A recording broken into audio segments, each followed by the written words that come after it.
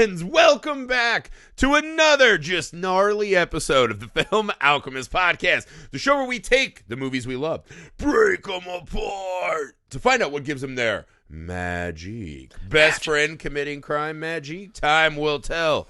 I'm your host, Josh Griffey, joined as always by my friend, co-host, and guy who does not treat his horse appropriately, Alex Santino. You really went the other way with that one. That's right. Before we delve into Alex's just plethora of equestrian crimes. I got a lot of equus in me, guys. Yeah. Before his equine crimes are put on the stand. A little business, people. Help us. Help us help you. We're on Patreon. Patreon.com/FilmAlchemistPod. Guys, it's the best way to help the show. It's the best way to make the show exactly what you want it to be. You get in for as little as $1 a month. You meet our community, see all the cool stuff we're working on. All true. And as you climb the official Highlander tier ranking system, we just start fucking chucking goodies at your mouth. It's like an old country buffet. You just lay back and we're going to grease you up. We'll put the bib on you and just boom, boom, boom. You'll have to roll out of our Patreon. That's how stuffed you're going to be with goodness.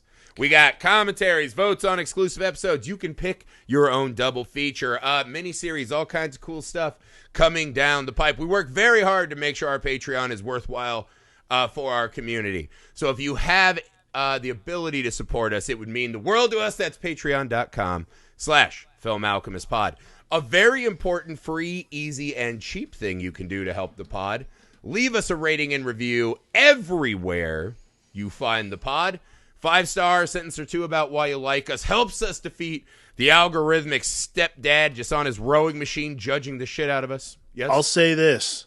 This is the month of August. Mm-hmm. For all of you who do this, if you write a review, I will shout you out in September on the pod for sure.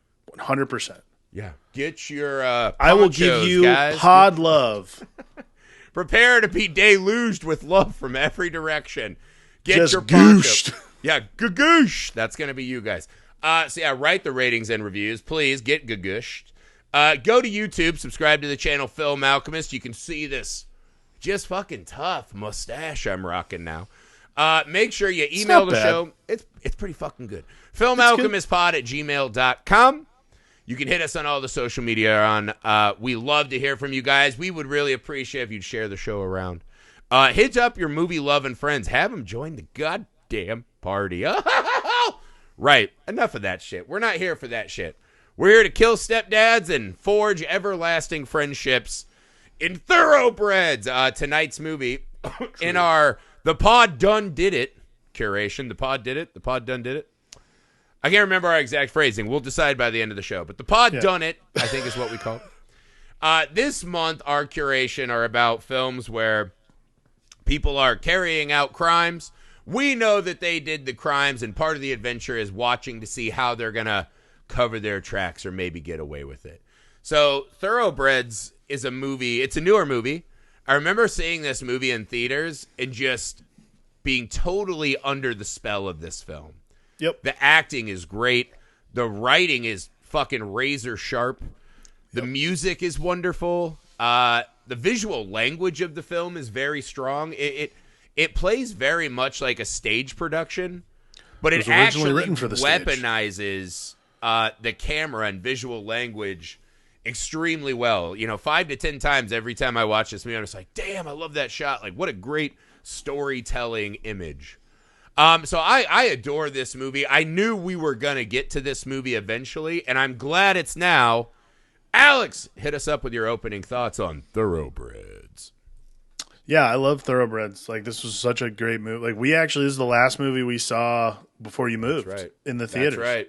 We went together, and then we said farewell. Farewell, friend. Yeah, I mean, it floored me when we saw this. Like, I thought it was just, it's so smart. And yeah, like, it does that thing that not a lot of movies like this can do, which is, it's clear, because actually I read it was written as a play originally. It makes total sense when you watch it. Which makes a lot of sense. It's very, it's a very talky movie, which is fine, by the way. But yeah, the camera work in this movie is what makes this for me. Like, it's not like, it's not like, we're not doing The Shining on Steadicam. This is more like it's almost the absence of camera work in a lot of ways. Like it's just holding on shots, which is really good. Yeah. I mean, that's really beautiful. And then, like, God, dude, Olivia Cook and Anya Taylor-Joy are just fucking magnetic, man. Yeah. I cannot, like, you are just drawn in by these folks. And then the addition of Anton Yelchin, rest in peace, is bummer, dude. Easily one of my, other than Green Room, probably one of my favorite roles from him. Cause he's just so primed to do it. And he's so committed to the beat. Yeah. A lovable pedophile, man. What a reach. It's weird. Again, like this whole movie. I don't know that I'd say you're rooting for him, but it's like, come on, man. You could have been so much more. Well, like, yeah, you're like. I think what's interesting is like you're rooting for him to not do bad things. You're like, this guy seems like a good guy. Like, yeah. Granted, did you find out his crime? Bit of a pedo, but yeah, it's a not my thing. Sorry. Yeah, but he's just so goddamn lovable. It really is like a grotesquerie to behold, right? Yeah. But no, I think to your point, man, one of the things I love about this is it kind of has almost like a super Wes Anderson vibe camera work wise, right? Yeah. They love to set us up as if we're looking on a stage, but the way they place them around, right? The blocking of the scenes, it just feels really smart, right? It's one of those I notice it constantly, but in an appreciative way. Mm-hmm. I'm not just like, why are they doing that? That's an unmotivated move, blah blah. I love the way this film moves, right? And then the scenes where they'll just hold, right? We'll do these long holds, and we'll let some form of audio kind of track us and tense us up as we're walking around the world with these characters. Let me start with this. Are you team stepdad or team murder kids? No. I'll tell you what. I would love to meet the person who is team stepdad. Like, I don't know if I'm aging into it. Like, this guy is a for real cock. Yeah. Like a for real cock. I do think I'm to the point now, though. I'm like, I think the kids are equally fucking horrible. I mean, this is not the lopsided battle like the Goonies from when I first saw it. I don't know if you remember this when we saw this, but I remember us walking out and being like, man, everyone deserved to die in that movie. Like, I remember not being like, and I thought this today when I watched, like, I'm not sure I'm team anybody. Like, again, this is a movie that does a good job of making you sympathize with a fucking pedo. So as far as I'm concerned, that is like... The fact that the least offensive is not the right word. It's a tragedy that a boy with such a light in him ended up being a diddler. And maybe it's partly because Anton Yelchin the PR died. Guy for the new Jeepers Creepers movie was just like, this is my favorite movie. Can you imagine there's still a guy like, hey man, forget about all the fucking many broken children behind Jeepers Creepers. You guys want to see the new shitty reboot? That guy's job sucks. That guy probably is like, man, if only my daughter had a fucking serial killer. I couldn't tell if it was today or like, because the first time like we saw this, and then I don't think I watched it until we watched it today for this. I couldn't tell if it was because like you just have that nostalgia for Anton Yelchin. Because I did think about that. I'm like, maybe I just want Anton Yelchin to make more movies. So I'm like, oh, he's so good in this and Green Room. Like, why can't he still be alive to make movies? But so wonderful. I do think, sympathy's not the right word. I think, and like, you can't really root for him, but there is this like level of like, oh man, you can pull yourself up out of the gutter and not be a creep. But you probably won't. The one criminal in the movie that you're like, this guy is in so far over his fucking head. That's it right there. That's the way to put it. He just seems like, so much more haphazard and pitiful. Far over his head. Yeah. Yeah. Okay. So let's start here, right? This is a movie with a lot of fun stuff to talk about. And I love the opening with the horse and just grabbing the knife and then we never see it again, right? Yeah. Just one of my favorite little openings. At what point do you think that Anya Taylor-Joy, whatever her name is, that character, at what point do you think she's laying the trap for this to happen. Because watching it again today, there's a small part of me that wondered if this plan was set in action before the movie even started. She knew this girl when she was young. Mm-hmm. She heard about the horse and began to set this in motion. Right? When do you think, because they hinted that there's that one scene, right, where she goes to bed, she closes her eyes, she wakes up, she hears the ergomatic. Yeah. You know, which, by the way, for parents, that's a really clever thing to just put that sound on loop when you're fucking beating cheeks. And it's like, no, I'm rowing. I swear to God. I'm not humping your mom on the bed your dad paid for. I swear to God. But anyway, she hears that and opens her eye up. And then next thing you know, she's like, hey, let's have a sleepover and I'll pretend to drown and then I got you. When do you think she's laying the trap in this film? I think so. There's the scene where finally like the veil's lifted a little bit. Mm-hmm. Like when Anya Taylor-Joy literally because Olivia Cook's character finally was like, can you just tell the truth? Like, This is taking forever. Mm-hmm. And finally just like, they have this like great exchange about like Olivia Cook's character smelling. That to me is like the indicator. I'm like, I think this is where she knew she could get away with it. Like that, like before was like when the first scene between them happens, because it's so on the nose, where she talks about, you know, she can't feel anything, and basically describing her sociopathy, and you're like, like, not that it's not interesting, but it's one of those things you're like, yeah, I don't know, like, but watching it again and getting deeper, I feel like that's the scene when the veil's lifted and they finally both agree, like, okay, like, one of us here is different than the other, but Anya Taylor-Joy is the one who's actually keeping the secret still. Okay, now that's a good point, because to me, right, she says right away, right, by the second lesson, she's like, oh, I didn't charge your mom. I didn't need to. Right. Am I to fucking believe that this child is like, yeah, I'll tutor the girl I haven't seen since my dad's funeral. Everyone hates her, and now she's a fucking horse butcherer? Right. We're just supposed to believe that, the mom and the mom's not really doing a good job in this movie of forging that bond with her daughter. But I was just like, the conceit of the film that this girl was just a scholarly little tutor looking out for her pal, right? And she does the best thing, and then she's won over with true friendship. I find impossible, right? Because she essentially, Anya Taylor-Joy is playing Angelica from Rugrats.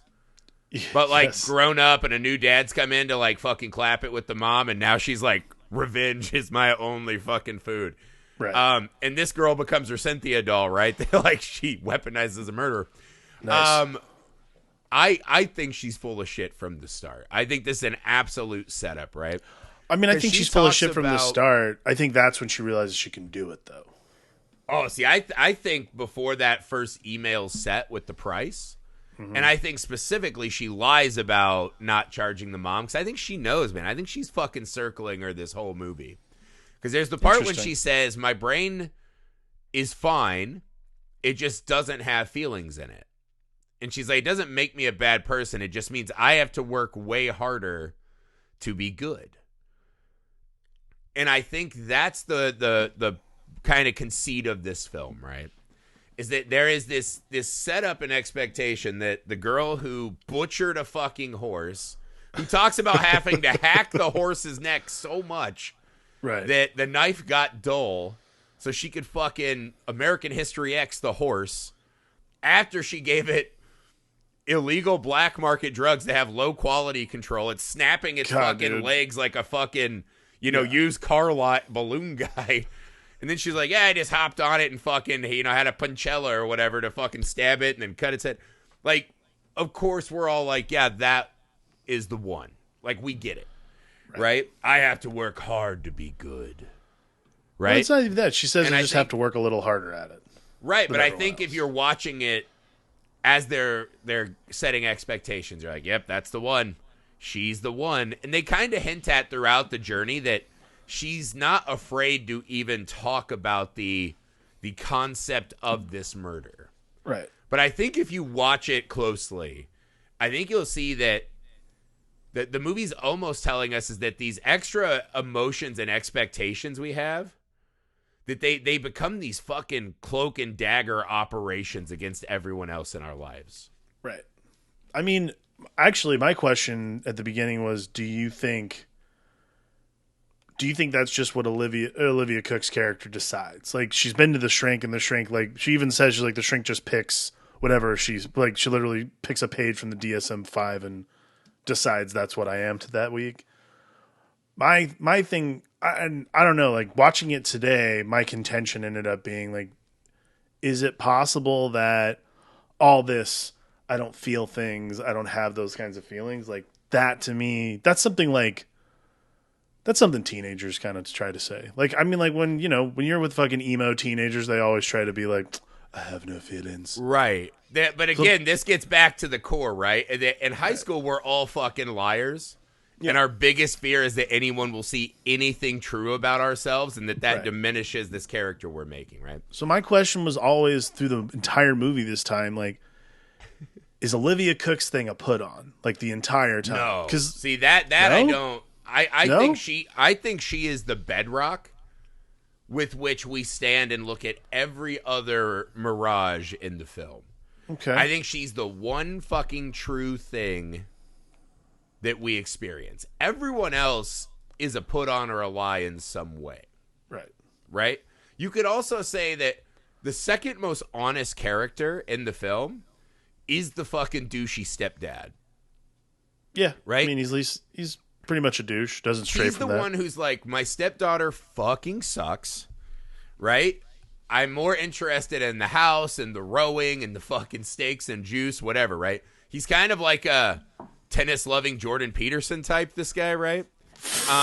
He just doesn't have emotional crying fits on social media. Good but that's God. Essentially who he's playing, right? It's like, make your bed and go to the fucking naughty girls' school. My dad hits me with belts. Right.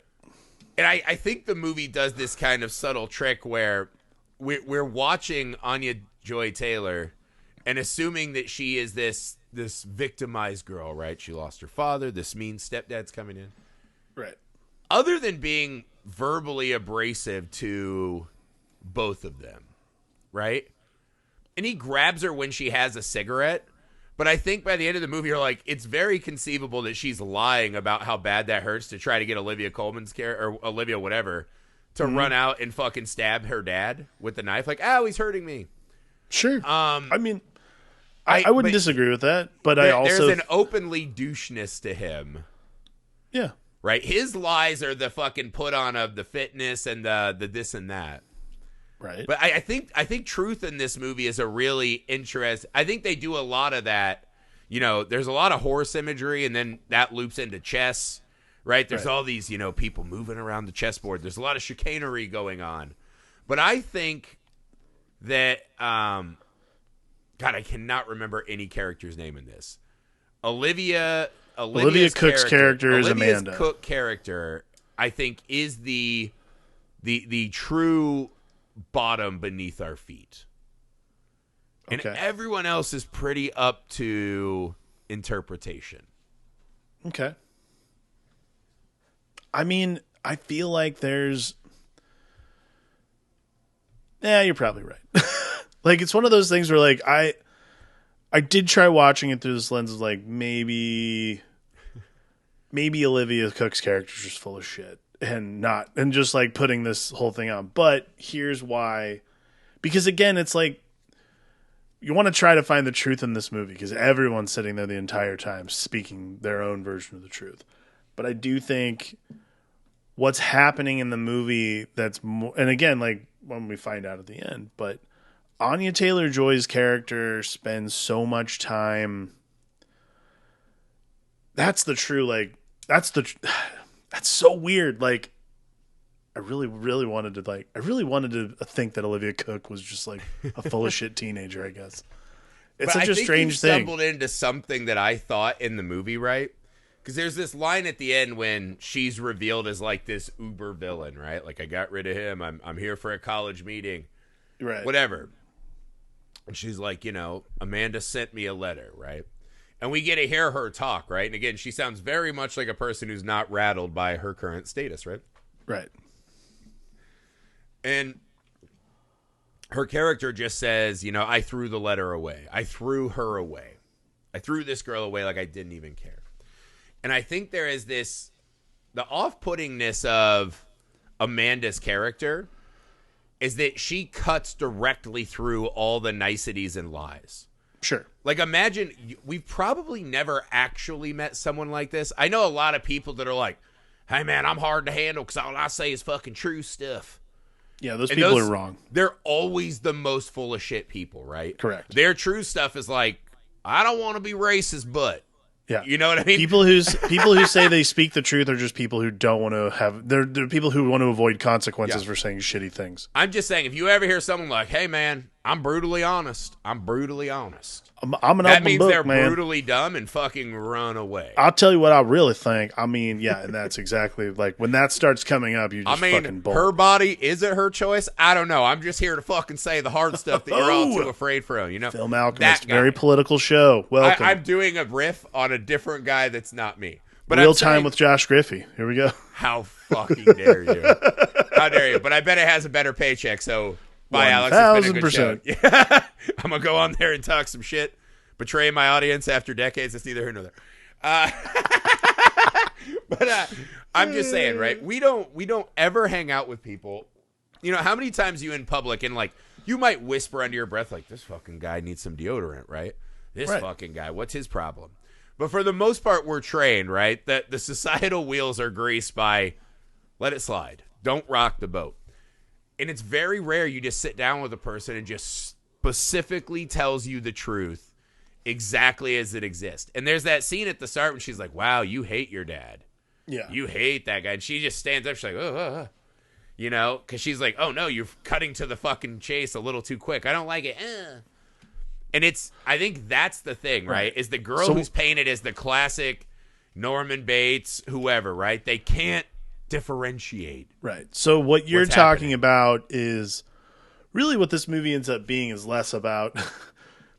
Because we already know they did it. If anybody gets killed, they definitely did it. I guess what it ends up being, and when you really think about it, is it ends up being this like sort of cat and mouse between these two. Like if you really want to get into it, it ends up being this cat and mouse between Olivia Cooke and Anya Taylor-Joy's character. Although you don't realize it until the end of the movie. I think that's what makes Thoroughbreds so interesting on a rewatch is... when you realize that maybe that's what the movie is rather than it just being about like a murder plot sort of thing, in the vein of like some other movies we've watched this month, like Le Diabolique, like there's this level of cat and mouse that Anya Taylor-Joy's unwittingly playing with Olivia Cooke. And I don't think Olivia Cooke's character necessarily, I don't know how you feel about this. I do not think Olivia Cooke's character knows she's being set up at all. Okay, so that's a little bit where maybe we differ on how we're watching it, right? Because for me, Anya Taylor-Joy is like a hawk circling these. Like, why does she leave the party specifically when the pedophile drug dealer's leaving? That's a useful idiot. That's a useful fucking diddler I can weaponize, right? Right. Why does she go back to Olivia after she's kind of negged her by, hey man, don't bring bad stuff around me? There's a part of me that thinks Olivia Cooke's character is way ahead of the game. And that maybe they are fascinated by the watching her try to tiptoe around it, right? The, wow, you actually have said something honest to me. I think I think she's a little hipper than she lets on, right? Anya Joy Taylor is putting on a good performance, right? Like, I'm afraid. Oh, I don't know. She's also the fucking captain of this fucking ship, right? To me, it's that scene when she's at the bottom of the pool holding her breath. She looks up and smiles and then pretends she can't breathe and watches Olivia Cooke swim down. I think there's something in her that, I have found a way to hook this person. Because that's the thing. Olivia Cooke doesn't have feelings per se, right? Right.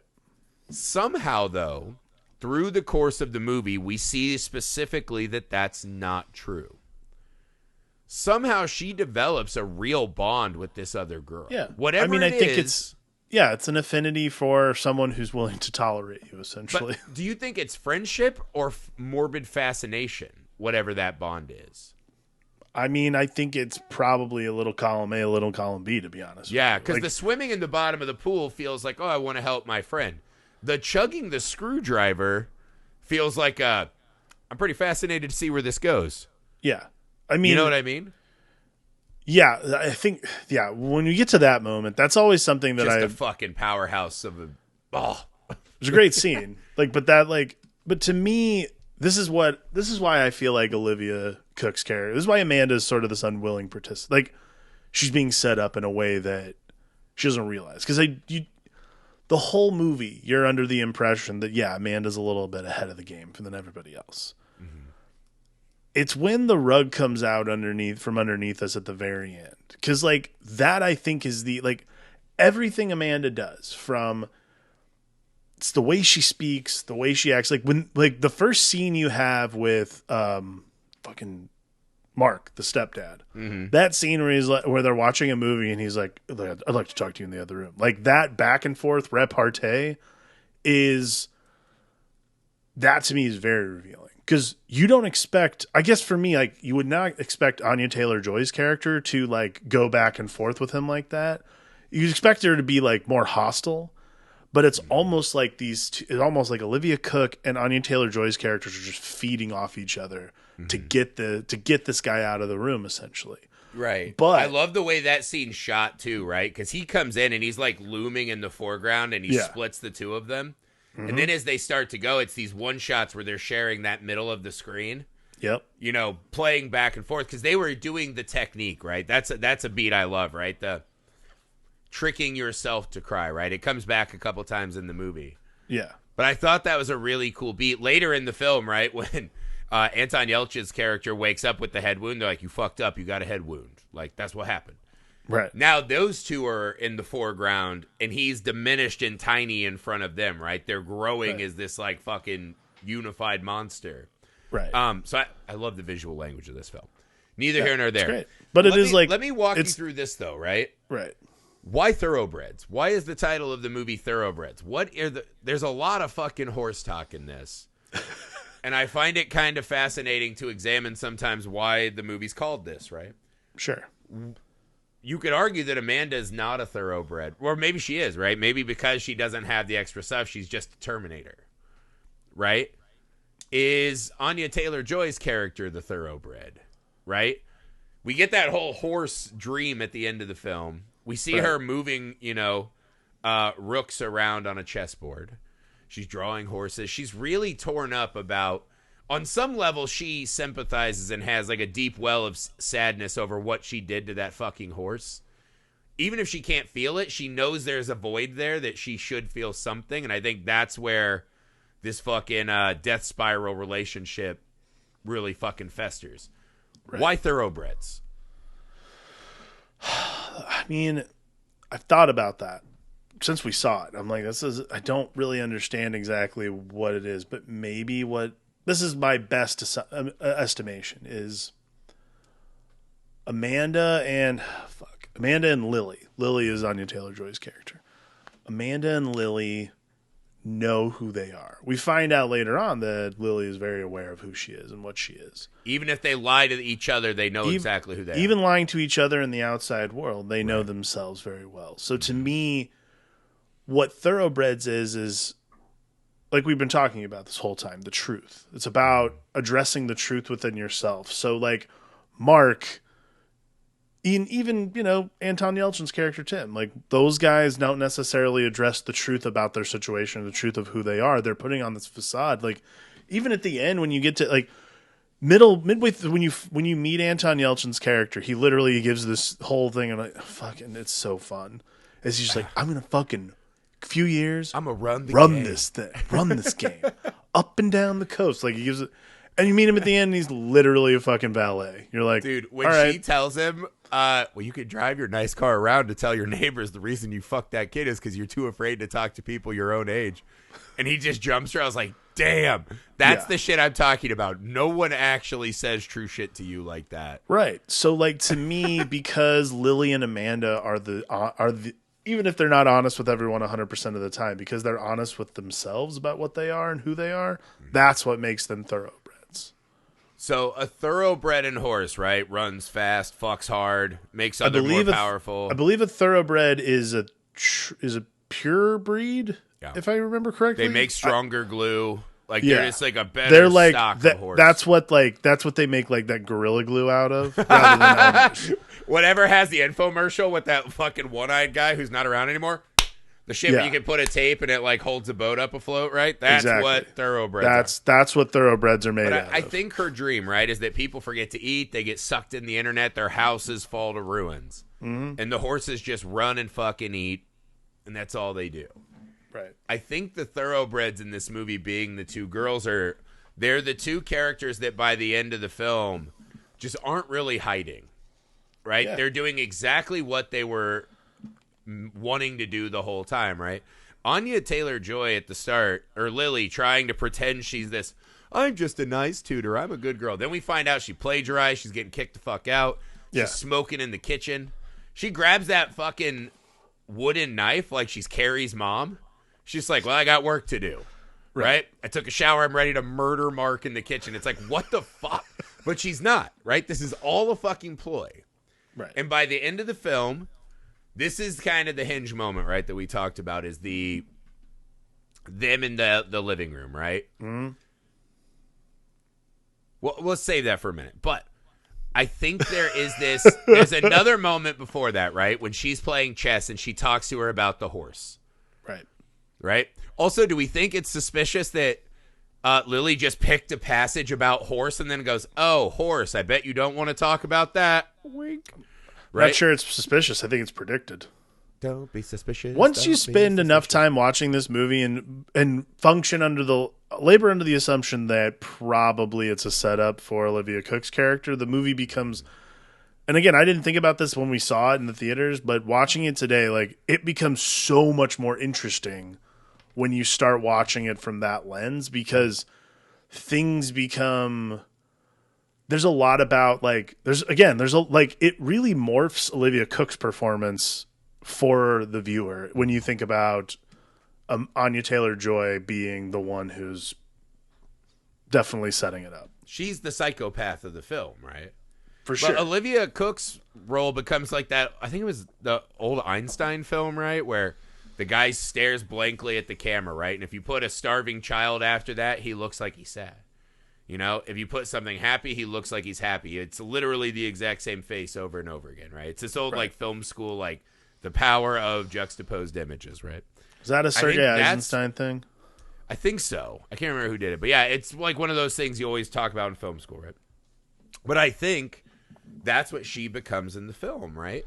And in the chess scene, right, where she's talking about what she did to the horse. She's like, I had this horse for a long time. My mom's emotionally fickle and weak. I wanted to kill this horse humanely. Again, it starts fucking, fucking slappy arming like it's a fucking Cthulhu monster. It's shaking. I'm fucking hacking at it. You know what I mean? Like it's a not dry enough log. It's a gnarly story. Horrifying. There's this slow push in on Lily's character, right? Yeah. And again, I think this goes back to that fucking film experiment of the juxtaposed, what we're hearing and imagining in our brain in this girl's face. I think we are supposed to see this feminine, slight, young, innocent character, we think, right? With the big bad stepdad. And she looks like she's scared. I think it's important that she's wearing the sunglasses, right? The heart-shaped sunglasses, if I'm not mistaken. Mm-hmm. And we're supposed to be like, she's really scared of this story, right? And it ends with that fucking spinal snap to like snap the audience back in. To me, when I heard the snap today, that was like the eureka moment, is that she's getting fucking whopped from this story. She's listening to this story and she's like, God, I want to do that to Mark so bad. I want to just hack into Mark's spinal column and fucking get a stiletto in there and snap that fucking Rowan head off. You know what I mean? She can't fucking wait to do that to Mark. Because then she just goes over and she's like, well, I think we can do it, right? The two of us. You'd be really good at it. But, like, She's trying to massage her, and you can see Amanda fucking walks away because she knows. She's like, fuck that, right? She knows something's amiss, right? This is, I have to work hard to be good. She knows something's wrong. Right. I watched that the first time, and I'm like, she's seeing someone who's able to do stuff we're not, and she's scared, right? That's the scary thing about murderers, is like, wow, there are people that can just go places and do things that normal people can't, and that's terrifying. Yeah, I mean, I think that scene is showing us that she's the one, not Amanda. Yeah, I mean, when you meet, I've done a lot of these murder shows in my career as a production manager, and when you meet people who there was one guy in particular. If you ever watch a show called Kids Behind Bars, Life for Parole, there's an episode we did in Wyoming about a guy who literally burned his house down with his stepmom and his two brothers in it. We met this guy in prison. Like, we interviewed him. It's the most terrifying thing I've ever seen in my life. Like, he literally is one of these people who actually lacks empathy. Like, it's because, again, like, when you see it in movies like this, it is very, like, disturbing because you're like, oh shit, like, that's really awkward. When you see it in real life, it's so disarming and uncomfortable. Like, right. Because again, we throw it around like it's everywhere. Right. You probably have never met anyone who truly is like that. Absolutely not. So, like, I think that's what makes I think this is what makes me always think that, like, Olivia Cooke's character is, like, deeply emotional, actually, is because it's so hard to fathom someone like that. So, like, when she says that at the front of the movie, you're like, is this just a teenager thing? Like, again, I come back to this, like, it's so hard to fathom because, and even in a movie, like a fictional film, it's still hard to fathom just because we're in it's so weird. But by the end, you do realize, like, oh no, she was telling the truth, but, like, so was technically Anya Taylor-Joy, like, the entire time. Like, not being...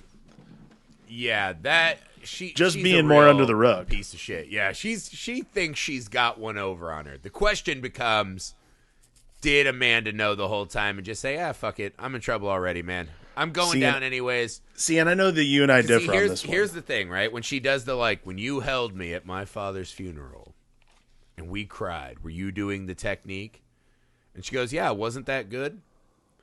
I think that's Amanda being like, yeah, see, I tried really hard, right? Like, that was a nice thing.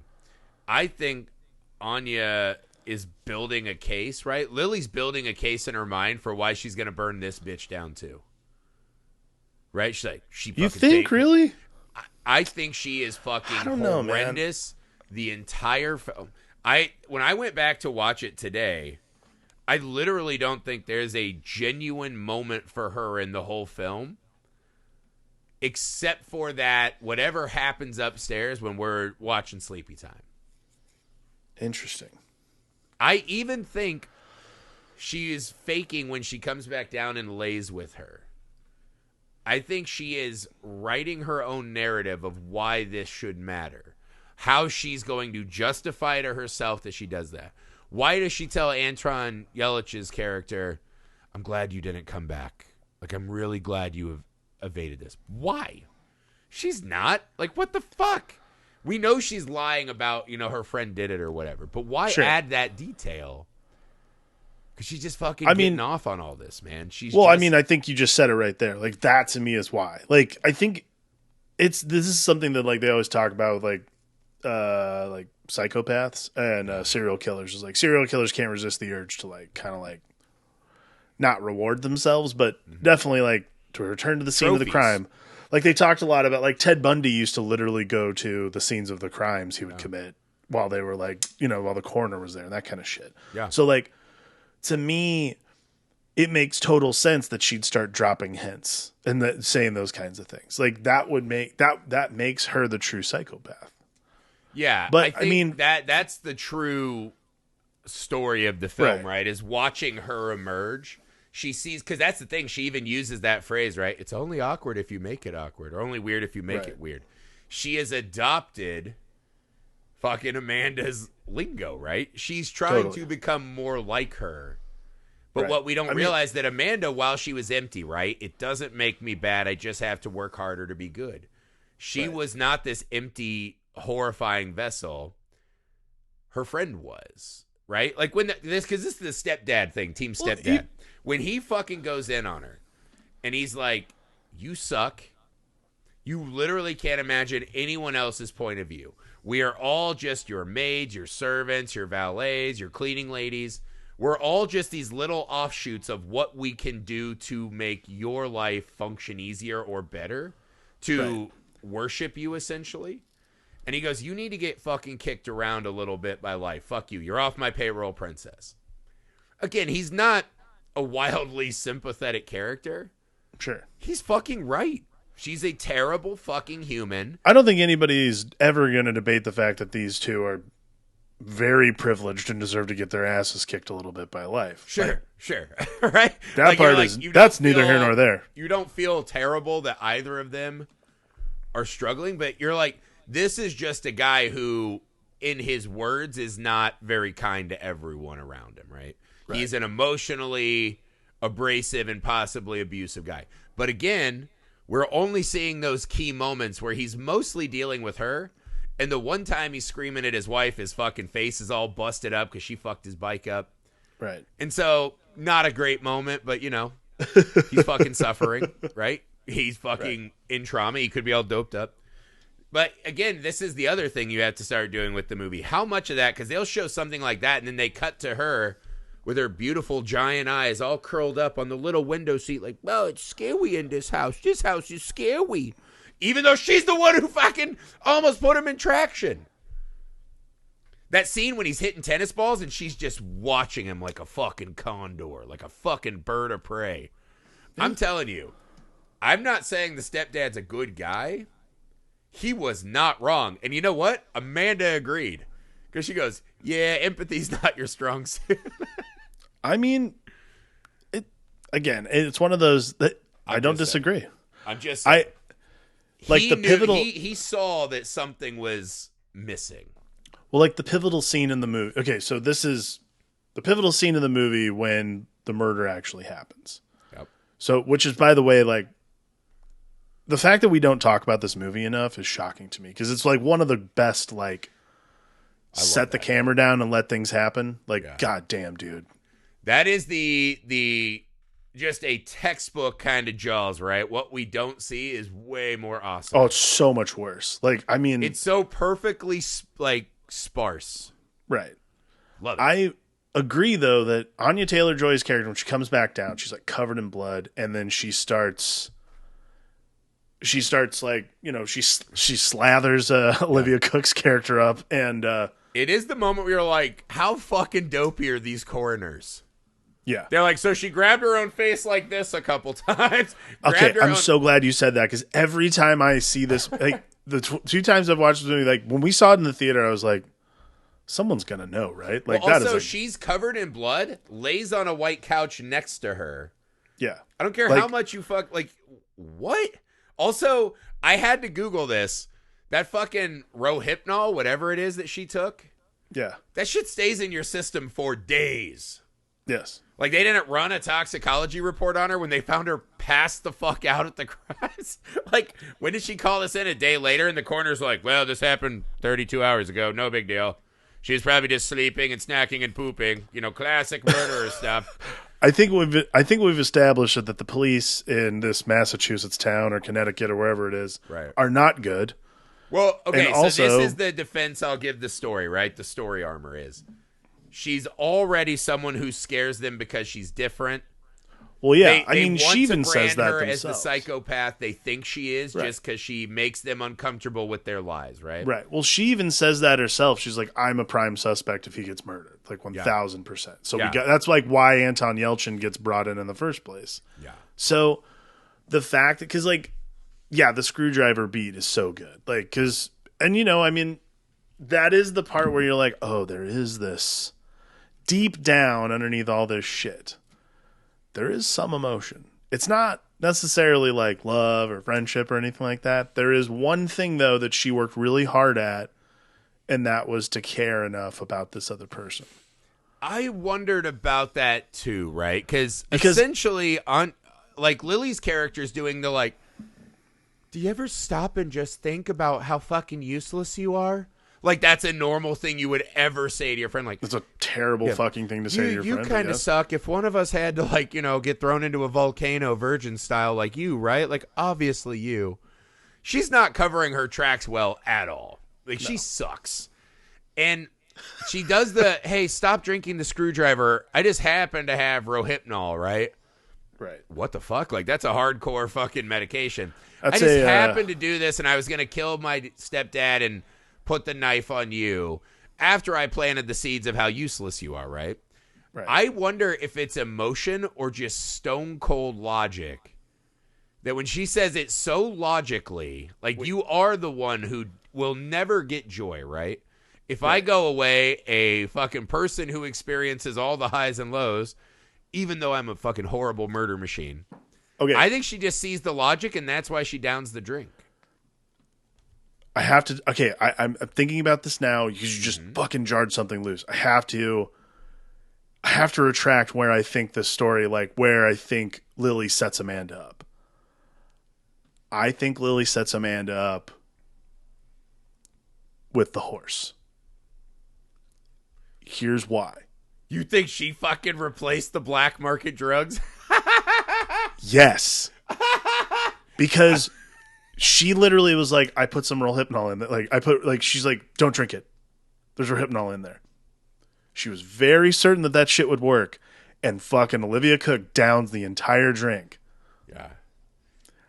I think she had this girl set up. You from think Jump she Street, went dude. out and like fucking Tanya Harding her horse? She fucking Tanya Hardinged this horse. I'm sorry, honeymoon, you have to die so Mike can fucking get That is absolutely what happened. Probably Holy exactly what shit, happened. yes. And then she just happens to be sending out query notes like, hey, does anyone have a blood-soaked teen that needs a tutor? Like, it's fine.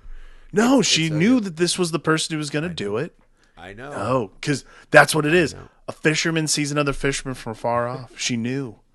She could game set this recognized bitch up. game. That's where we're going. Game recognized But game. She She even could said, set this right? bitch up. She goes, no, you're a good friend to Amanda. And Amanda goes, I'm a skilled imitator. I think Amanda's telling us, I'm not really your friend. I wanted to pass the time. And Right. I think her letter at the end, right, which is, you're giving me a screwdriver, my face turns into a horse, and all that comes out is neighs, is because they are talking the language of the thoroughbred, right? They both know exactly what they are. She knows that she's a murdering piece of shit now. Sure. She knows that she also is like her. And she just goes, you know what? It's fine. I'm out. This is exhausting. It's all going to go bad anyways. Like, you're just going to keep doing this to me. I'll just go fucking knit and draw horses on or picture of this horse. Right? This avatar for the majestic beating heart that I don't have, apparently. Right, right. But the shot of the slow push in and just like we see all the commotion and the murder and the back. Love that shit. Yeah. Love that is like an all-timer shot. Like, that's some beautiful shit right there.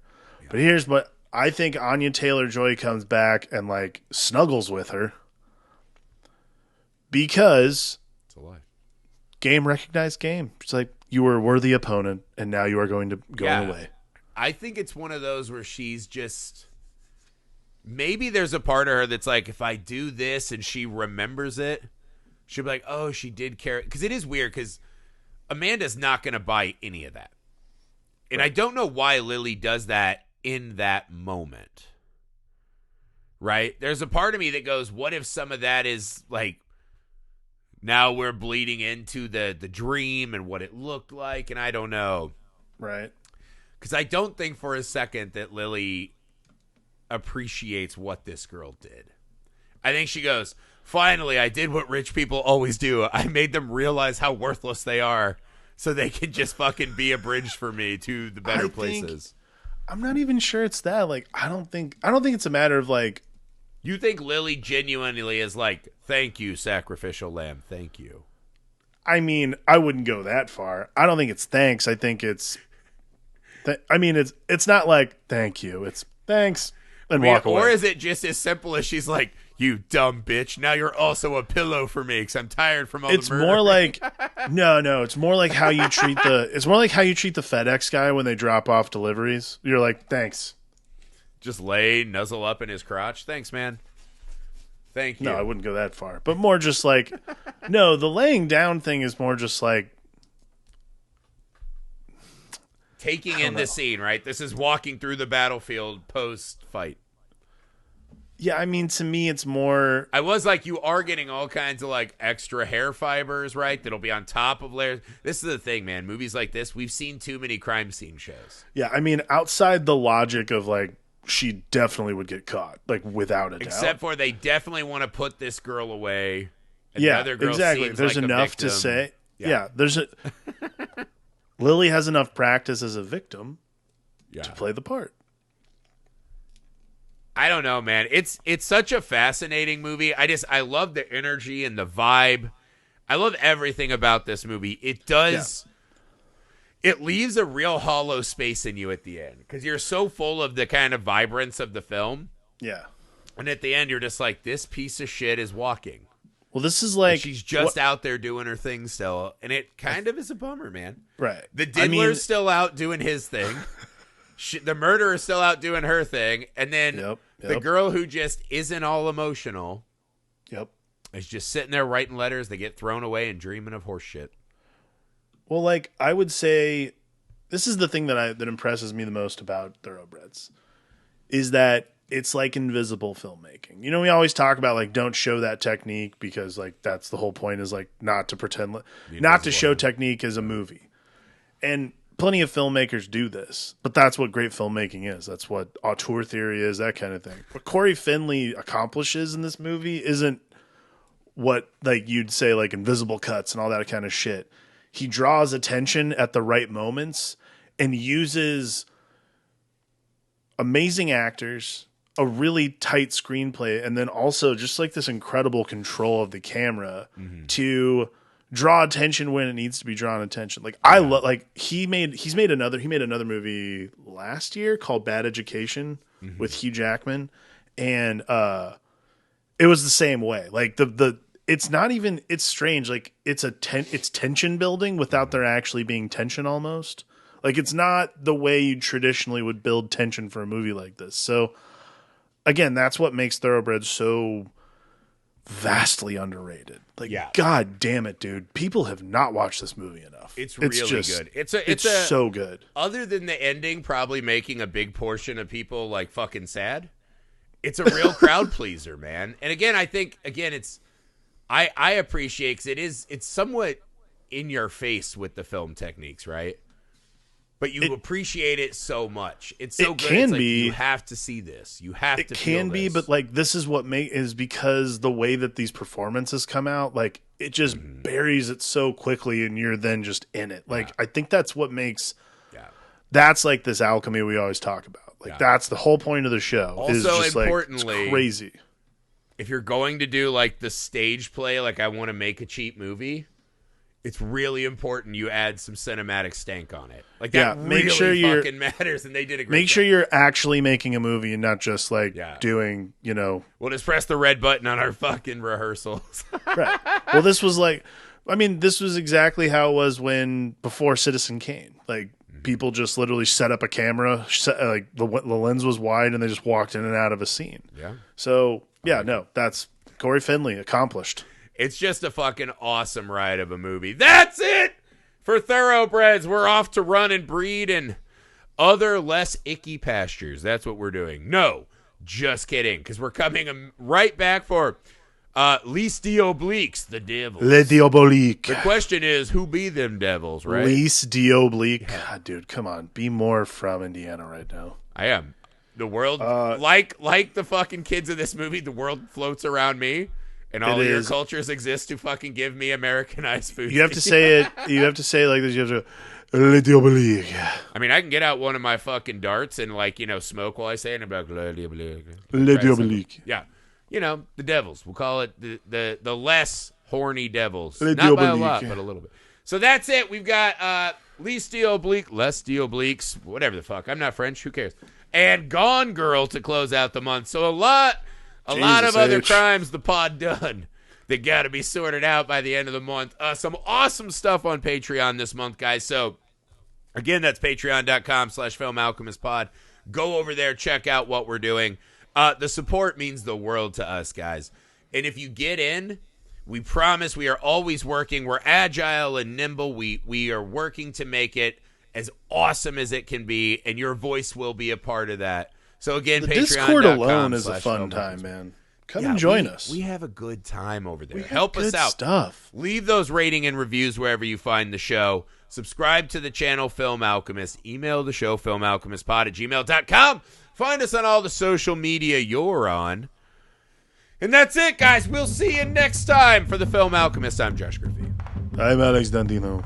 Bye. I'm a French. Everything sucks to me. I gotta fuck when it wants. That part.